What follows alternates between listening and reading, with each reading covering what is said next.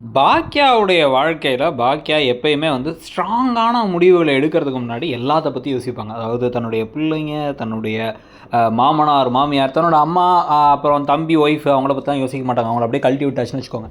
So மத்தபடி எல்லாத்த பத்தியுமே யோசிப்பாங்க. ஆனா எப்பயுமே வந்து பார்த்தீங்க அப்படின்னா, இவங்களுக்காக இல்ல வந்து நியாயத்துக்காக ஒரு தைரியமான முடிவு எடுக்கிறதுக்கு பயப்படுறதுக்கான காரணமே என்னன்னா, மத்தவங்க என்ன சொல்லுவாங்க, குடும்பத்தில இருக்கவங்க வருத்தப்படுவாங்க, கவலைப்படுவாங்க அப்படின்ட்டு தான். இன்னைக்கெல்லாம் வந்து பயங்கரமா இனியா அழுதா என்ன, செடியன் கோவப்பட்டா என்ன, ஈஸ்வரி வருத்தப்பட்டா என்ன, செய்ய வேண்டியது செஞ்சே தீரணும். ஏன்னா வந்து அவரோட பழிவாங்குதல் உணர்ச்சி நம்மள மட்டும் வந்து பழி வாங்குறதா இல்ல. இப்ப மத்தவங்க எக்கேடு கெட்டாலும் என்ன, அவங்க உயிரே போனாலும் என்னன்னு சொல்லிட்டு கெட்டு போன சிக்கனெல்லாம் கலந்து அவ்வளோ பெரிய மோசமான விஷயத்தை செஞ்சிருக்காரு.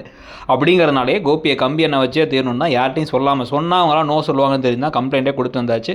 இப்போ கோபியை காப்பாற்றுறதுக்கு ராதியாவும் போக மாட்டேங்கிறாங்க. ஏன்னா அவங்களுக்கும் காண்டா இருக்குது. சை, இந்த ஆளெல்லாம் வச்சுக்கிட்டு என்னத்தை செய்கிறது அப்படிங்கிற மாதிரி ஒரு நிலைமைக்கு வந்துட்டாங்க. ஆனால் இப்போ இந்த சமயத்துலாம் வந்து பார்த்தீங்கன்னா வந்து இப்போ இந்த இனியாவும் செடினும் ரொம்ப வருத்தப்பட எழில் வந்து கரெக்டாக உண்மையை வேற சொல்லிடுறாரு. எல்லாம் வந்து பூஜைக்கே வரடாத மாதிரி பண்ணது கடைசி நிமிஷத்தை நான் கார்னர் பண்ணதெல்லாம் அப்பா தான், அயோக்கியம் அந்த ஆளுன்னு சொல்லி சொன்னோன்னே, என்ன இருந்தாலும் நம்ம அப்பான்னு சொல்லி சொன்னால் இனியாவுக்கோ செடியனுக்கோ பலார்னு ஒன்றை விட்டு என்னடா அப்பா அப்பா நொப்பான்ட்டு உங்கள் அப்பா வந்து நல்லவராடா அப்படிங்கிற மாதிரி எல்லாத்தையும் பேசி கொந்தளிச்சு பாக்கியா கோபமாக பேசி அவர் கம்பி என்றார்.